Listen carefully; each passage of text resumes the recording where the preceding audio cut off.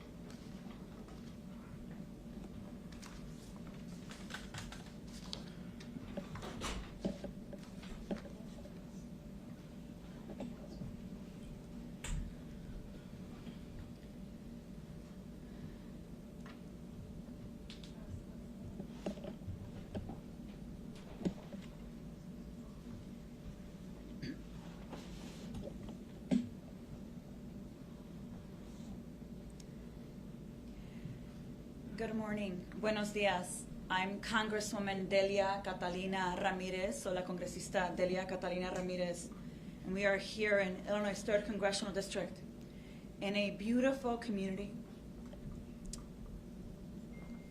a community that's diverse, a community that is making it despite of the terror that they're seeing every single day. And as you can hear from my voice, it is a hard morning for all of us here. We are seeing every single day the invasion by a weaponized federal government in the city of Chicago and its suburbs and all over the country. We are here this morning because we are very clear that the greatest threat to public safety in our communities, it's called ICE, it's called CBP, and unfortunately even USCIS is being weaponized at this moment. ICE is operating as a terror force, using a fascist administration to separate families and cause trauma, especially in Black and brown communities. This morning, I am here with local community leaders, with our local elected officials, and with a family that has been impacted by this organization of terror. You see, today we are here standing up for Ruben Torres Maldonado, a father from this community, a friend to so many, and someone who deserves to be safe by the side of his family and his daughter as she's battling cancer. They should be together right now. But instead, Ruben became another person taken by this rogue agency. Ruben was taken and putting his family through the pain and stress and fear of separation is not making anyone safer. You see, it's causing inseparable damage to a family. And like Ruben, over and over again, we are seeing how these masked agents in unmarked cars are terrorizing our communities. They feel emboldened, unaccountable. They think that they can snatch parents, that they can disappear them, and even shoot them. Our communities deserve to be free and safe, and it is why we're here together. Because we have a responsibility. We have a responsibility to every child and every family. And what we are seeing in these streets and what we're seeing in Chicago is unconscionable. It is why we're standing in solidarity here, fighting back and pushing back. In a couple of days, I will be in partnership with Congressman Garcia and the top Democrat in the Committee of Judiciary, holding a hearing here, talking about what is happening. Talking about what is happening to Ruben's family, talking about what's happening in Franklin Park, in Bensonville, at Broadview, in Little Village, in Logan Square, in Albany Park, in Humboldt Park, and making sure that my colleagues in D.C. recognize that what is happening in Chicago can happen anywhere else, and that our communities deserve to be free and safe. It is why we're working with our local elected officials. It is why we're working with our community organizations to make sure that they understand that we will hold them accountable. We are calling a full investigation to what is happening every single day in the racial profiling that has caused for Ruben to be separated from his family. We're filing legislation in the coming weeks also to rein in ICE, and frankly, I'm ready to defund them. We have moved a subpoena that we will continue to demand for, because Secretary Kristi Noem needs to come before our committees and to respond why they think is acceptable for this family to live the fear, the pain of separation. And I want to make sure that you understand that what is happening to this family is unconscionable. That what is happening on these streets is despicable. And we will hold them accountable in every possible way and with every tool at our disposal. Ruben needs to be here and needs to be released from Broadview. Because like Ruben, over and over again, we're seeing what is happening in our community, and it is absolutely unacceptable. It is criminal. It is unconstitutional. And so this morning, I want to thank the family that is with us. I represent you in Congress, and this federal government has failed you.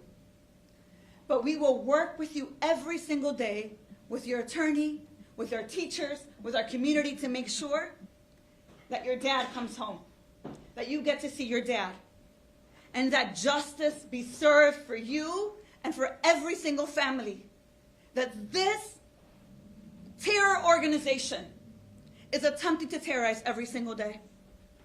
So I want to ask Sandivel Hidalgo, the wife, the mother, to speak about this moment and how we can be standing with you as we demand that your husband, that Ruben, that your father be released immediately. Sandivel. Good morning, everyone. I just want to thank all of you for being so supportive, and I just want to talk about how hard it has been for me.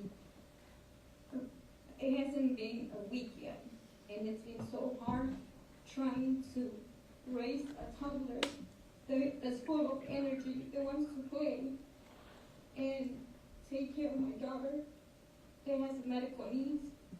I have to put her TPN every night. I gotta make sure I'm on top of things. I gotta drain her at least twice a day. I gotta cook them dinner. I gotta prep their meals.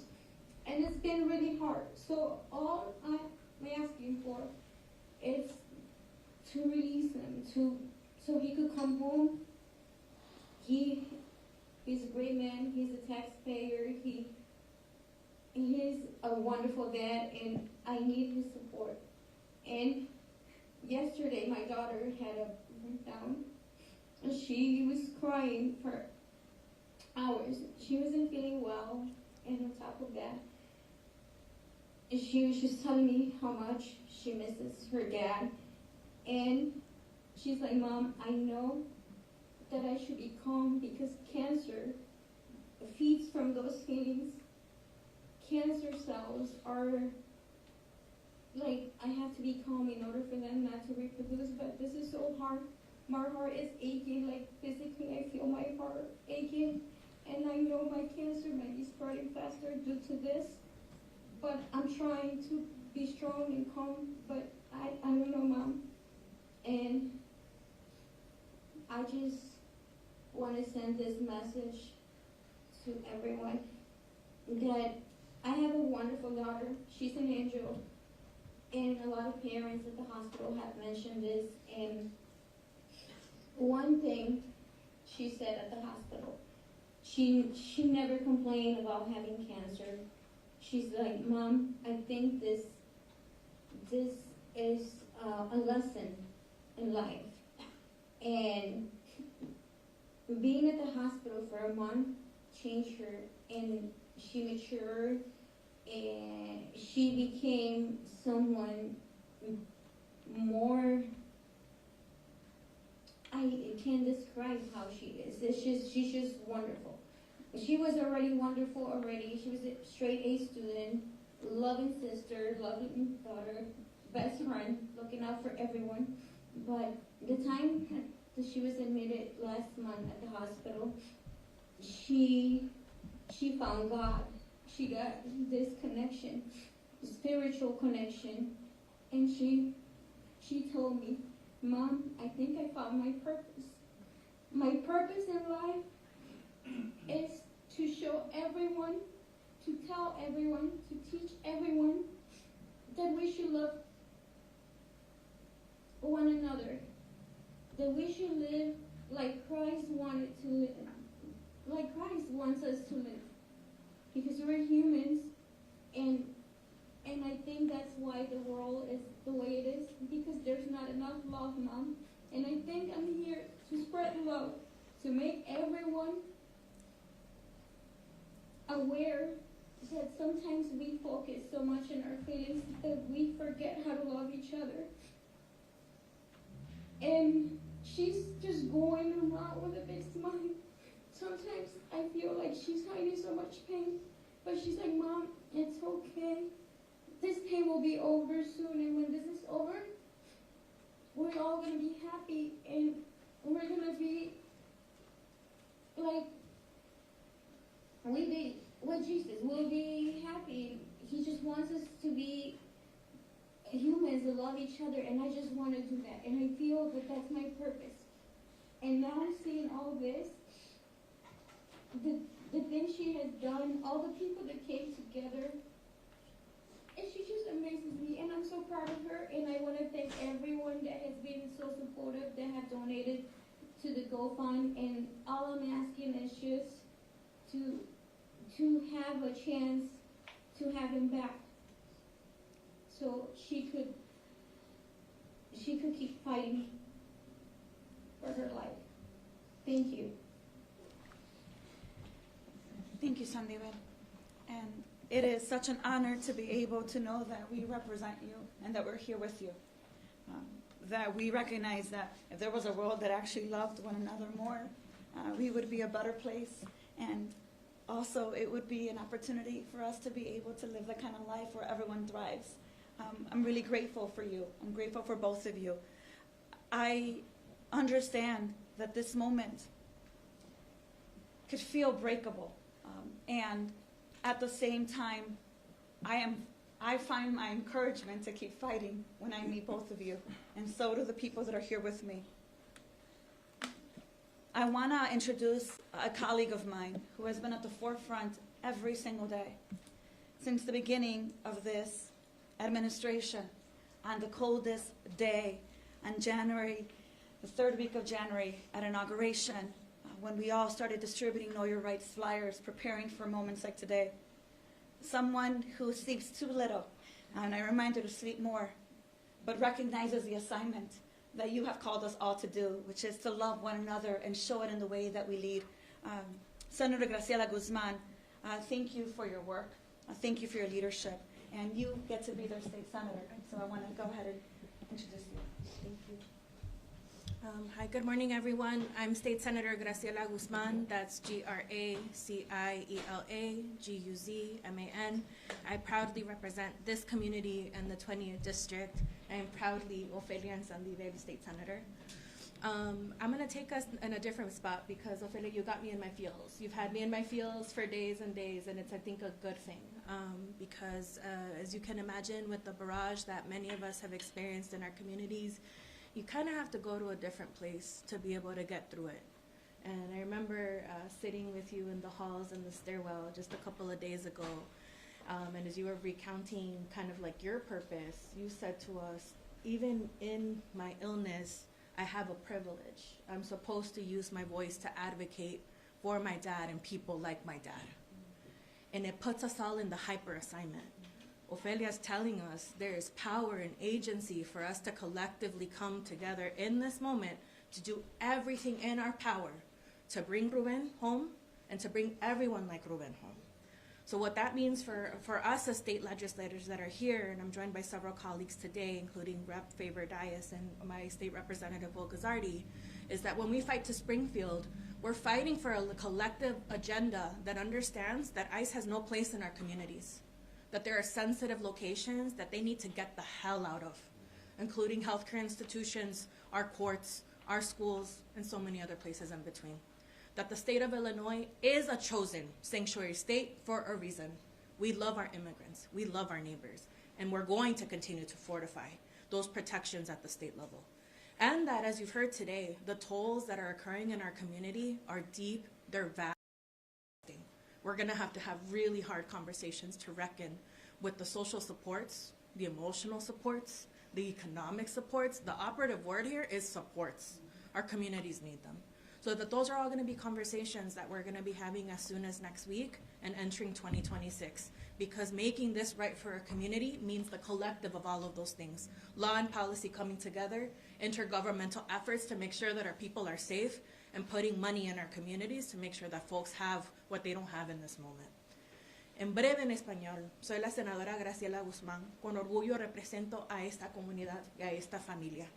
Hace algunos días estuve con Ofelia y su mamá, y la meta, la tarea que ella nos recordó es que aunque ella esté enfermita en este momento, ella tiene una obligación, un privilegio de usar su historia, su voz, su poder para pelear por su papá y por familias como su papá.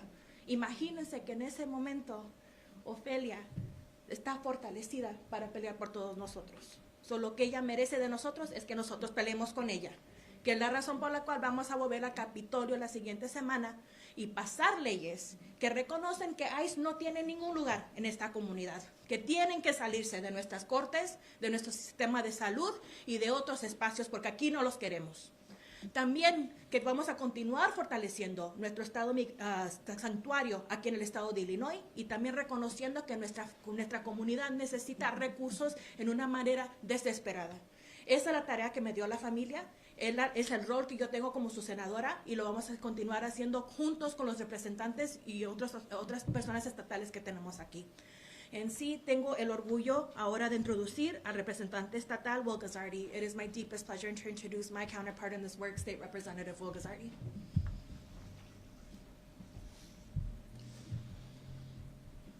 Good morning, everyone. Excuse me. My name is Will Gazzardi. I'm State Representative for the 39th District, G-U-Z-Z-A-R-T-I. I also have the honor of representing this family. And Senator Guzman talked a lot about the policy work that we're going to do to counteract this invasion. I'm going to talk a little bit from a personal perspective because I had the pleasure of meeting these guys, Sandivel and Ofelia, earlier this year in the spring. Ofelia came to my district office. She knew one of my colleagues, Representative Favor Dias from Lake County. Her teacher and Representative Favor Dias have worked together. And she put us in touch and said, you got to meet this young woman. And Ofelia came to our office, and it's hard not to resort to cliches when you talk about people in the situation that she's in, but she was so strong and so brave and so funny and spirited and self-possessed and knowledgeable. She lectured me about our healthcare system and how we have to fight to make it better. This is an incredible young woman who I had such an honor to get to know. And to see her father ripped away from her as she's fighting this battle for her life is unconscionable, it's inhumane, it's indefensible. I think if you were a Hollywood screenwriter and you were trying to come up with a story to show an evil government harming its people, you couldn't come up with a better one than this. And I want to say this because I know there's a lot of cameras here and there may be folks watching this from outside of Chicago who aren't experiencing this like we are every day. And you may hear the administration say that they're in Chicago going after violent criminals, people who are plaguing our communities. They're here to get the worst of the worst.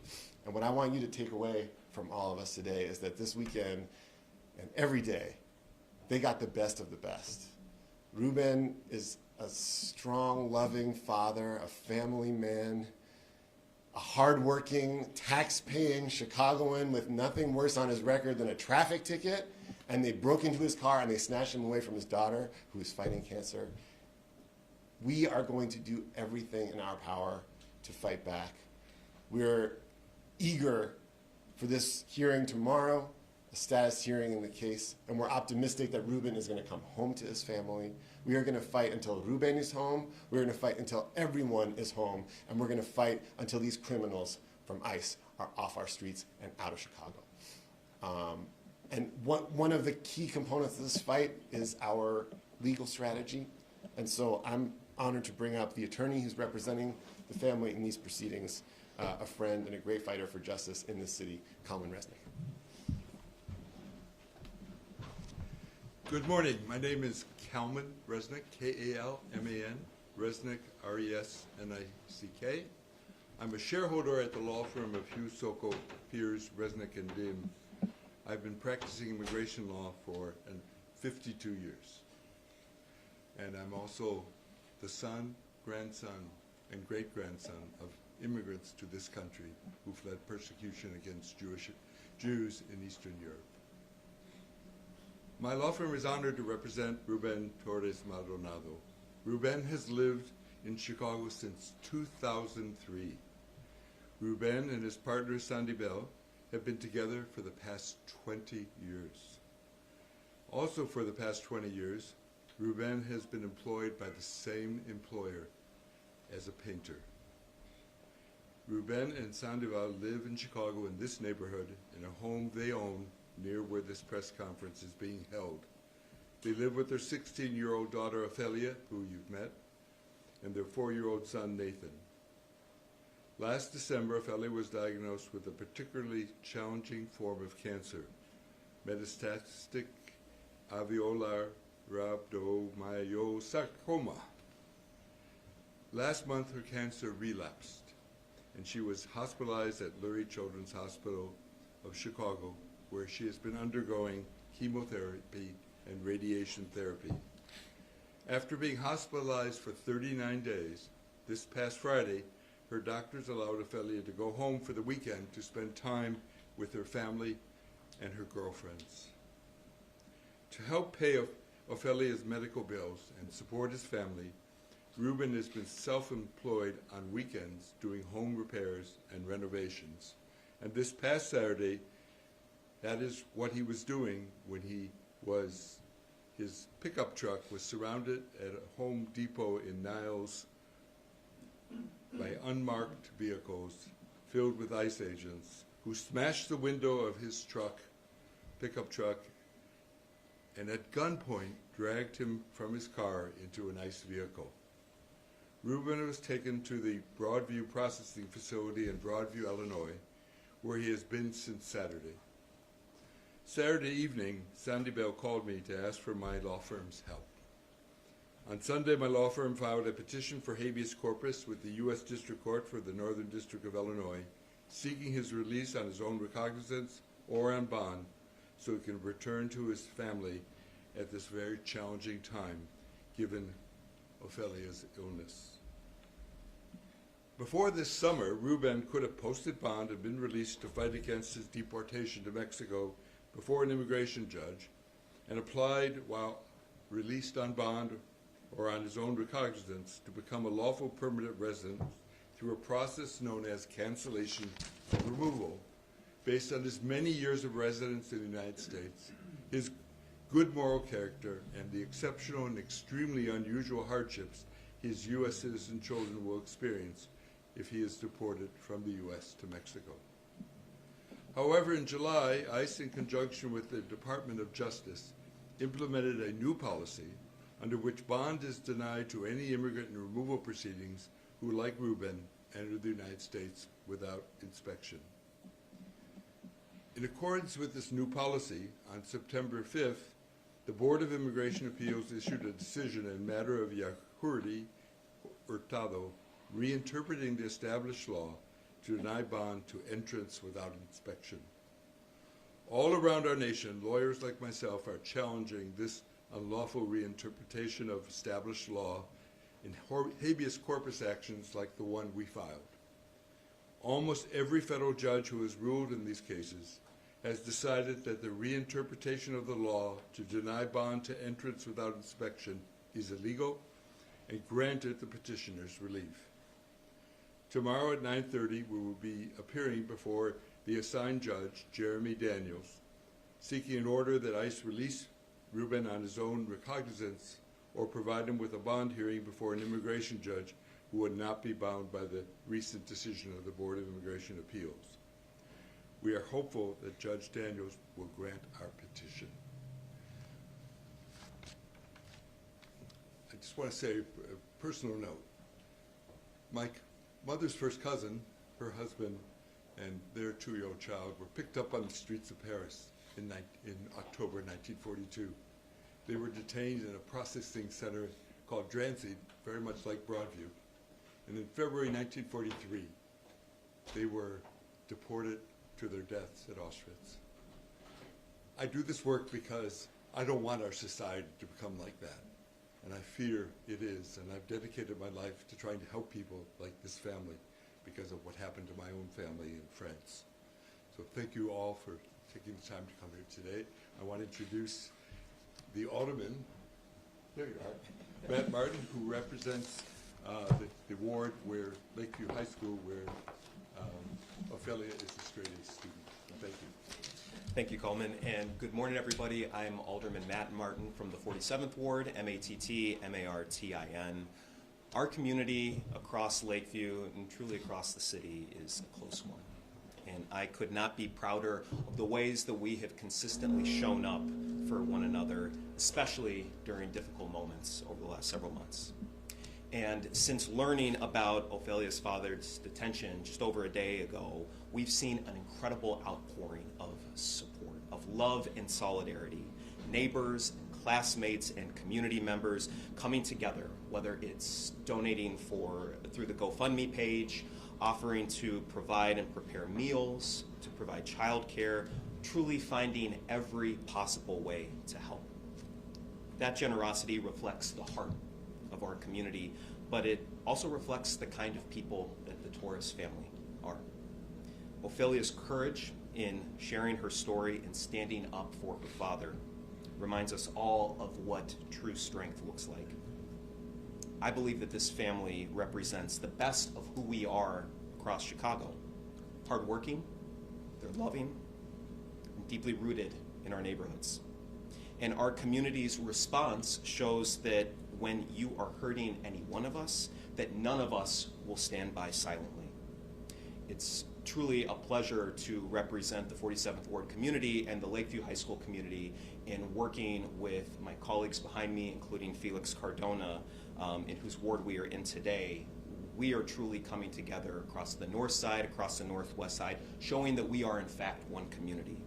And with that, I'd like to turn it over to one of Ophelia's Lakeview High School teachers, Val Wadecki, who can share more about Ophelia and the remarkable impact that she continues to have on all of those around her. Thank you. My name is Valerie Wadecki, V-A-L-E-R-I-E-W-A-D-Y-C-K-I. And I'm a teacher at Lakeview High School. For the past 9 months, I've had the honor to also serve as Ophelia's in-home instructor as she undergoes cancer treatment.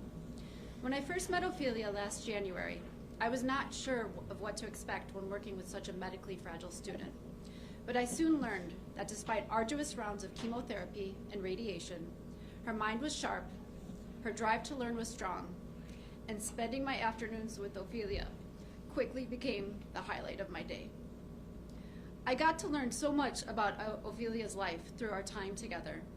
She is a gifted and passionate student, as adept at algebra and trigonometry as she is passionate about creating mosaics, an art form she learned at her job at After School Matters. As part of a service learning project, Ophelia was thrilled to interview her medical team to help raise awareness for accessible and affordable healthcare. She revealed how her freshman biology class helped her understand her own cancer diagnosis and even drew a diagram for her mom of how mutations can cause uncontrolled cell division. Ophelia only agreed for me to launch the GoFundMe with the understanding that any money her family didn't need could be donated to others who might need it more. In an essay for Spanish class, she wrote, "At 25 years old, I want to live close to my parents because I have a very good relationship with them and I want to spend as much time with them as possible. I don't really care how much money I make. I just want to be healthy, stable, and with my family."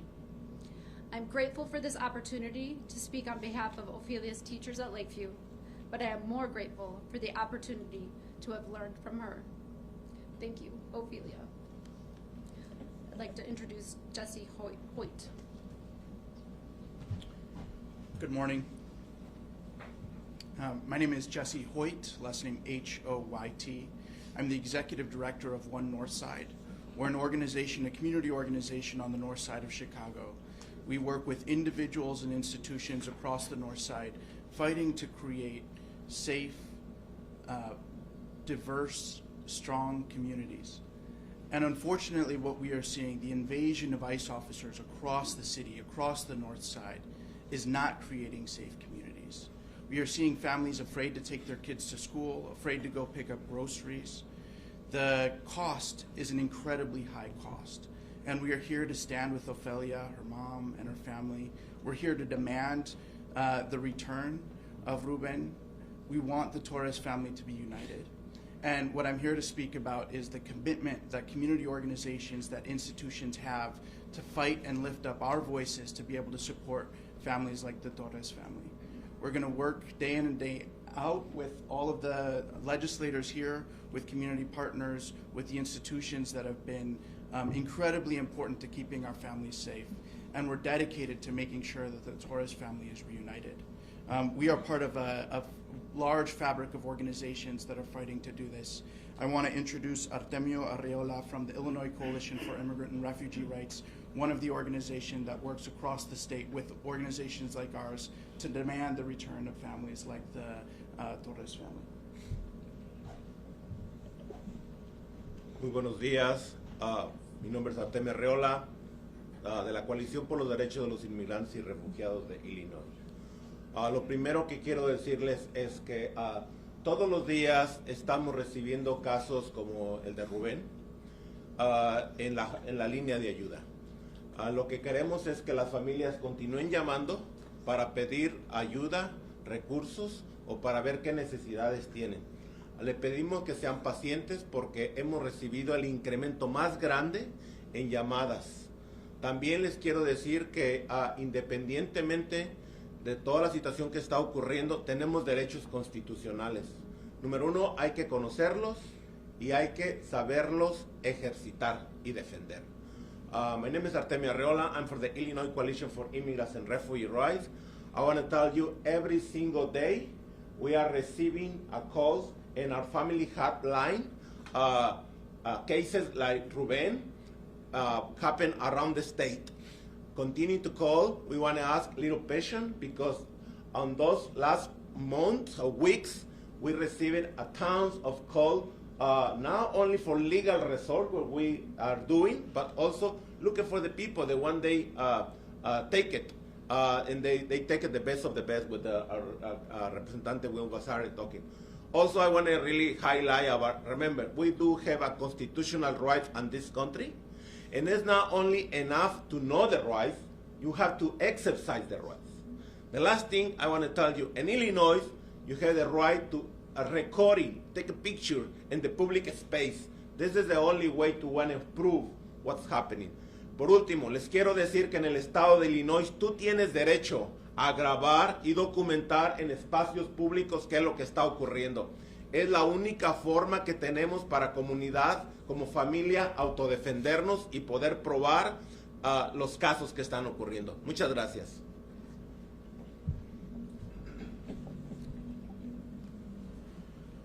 Now I would like to open it up for questions. And I want to say I'm fluent in Spanish. My colleague here Colin, why don't you come? is fluent in Spanish, so I could stay later, and if there are newscasters who speak Spanish, have audiences that speak Spanish, we'll talk in Spanish. So the first question I have was for you about the timeline. So can you introduce yourself and I'm Greg Perry with the Tribune. Do you have a timeline for, you have a hearing tomorrow? How soon can this possibly be resolved? Well, it could be resolved tomorrow. It could be resolved today. The government could simply decide to release Ruben and file the papers that need to be filed, which haven't been filed yet with the court, to start the removal proceedings against him so we can apply for Ruben to become a permanent resident. They don't have to wait. The government could act today, but if not, we hope the judge will act tomorrow. Hey, can you talk about where his whereabouts are and the conditions that he's in? The whereabouts is, Can you come to the he is microphone? at the Broadview Processing Center, which is not, according to the government, a detention facility. He's been there since Saturday with several hundred other people in overcrowded conditions with minimal sanitation and minimal food. I have many clients who've been there. They will not allow us into the center, and actually the Congresswoman has been denied entry to do oversight visit. So I can't speak to what I've seen. I can speak to what my clients have told me. Other questions? How was Ruben's family? Tell me your name. Christian Picos with ABC Chicago. How was Ruben's family made aware of his detainment when he was picked up by ICE agents? My understanding is he asked the ICE agents who detained him after they broke the windows of his car, put a gun to his head, and dragged him out of the car. When he got to the ICE vehicle, he said, "Please let me call my family. My daughter has cancer." They said, "Not here. Maybe you can try to call them when you get to Broadview." Has he had contact with them since? Yes. And that's how they found out, the call that came in.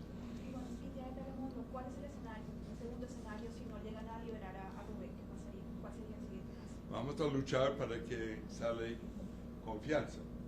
Si no, en todo modo vamos a aplicar para que reciba la residencia por este procedimiento que se llama en inglés cancellation of removal, cancelación de expulsión, una forma de conseguir la residencia porque tiene más que 10 años, mucho más que 10 años en los Estados Unidos. Ha sido una persona de buen carácter todo el tiempo que ha estado aquí y el sufrimiento de sus hijos. La idea es que pelee el caso desde acá. Vamos a seguir peleando. Y Rubén entiende esto y sabe no va a agüitarse, va a seguir peleando para que reciba la residencia y regrese con su familia. Any other questions? Is the federal shutdown limiting your ability to call ICE into question and get answers from ICE? Thank you for that question. Of course, that in the government shutdown, the President and Secretary Noem are using that as an excuse in order for them not to make liaisons available to us as easily as possible. We've seen issues with the ICE locator as well, but we have continued to put everything on record. We started working on this case with the family on Saturday, and we have been continuously working with both the lawyer, the family, and making sure that ICE is aware that we're now on the case. But there's been challenges with some of the waiver forms that we need in order for them to be able to process it. But Kristi Noem has also said that they can't implement the body camera requirement from the courts because they don't have the funding to do that during a government shutdown.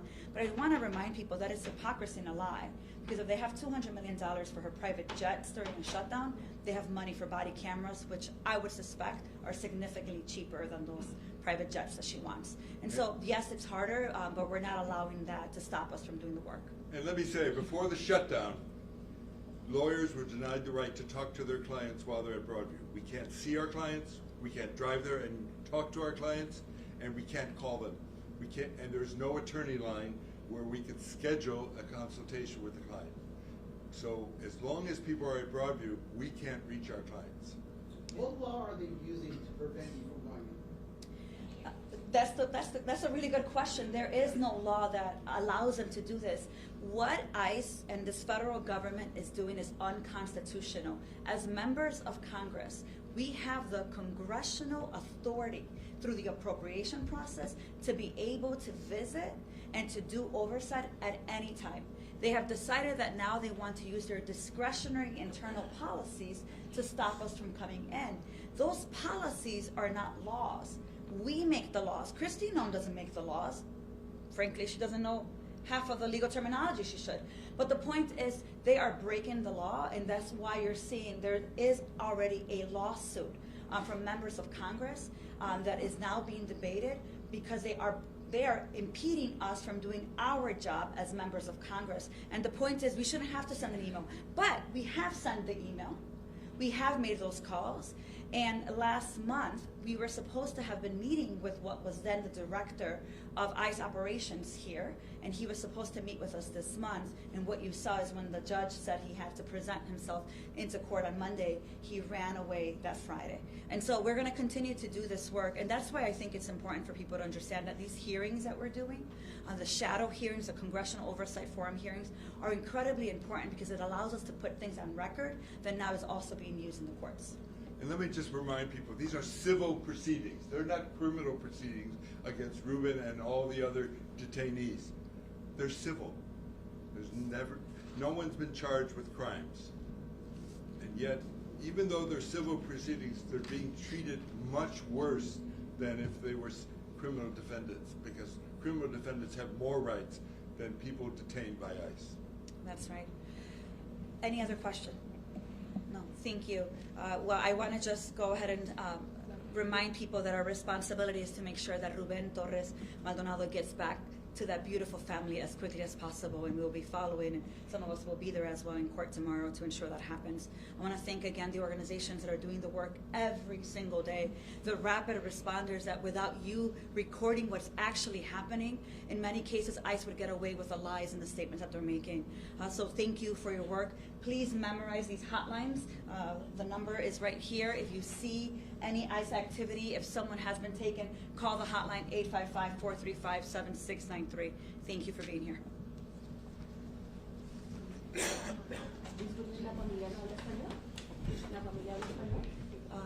Sí, pero no están disponibles, creo que ya salieron. Sí, ya.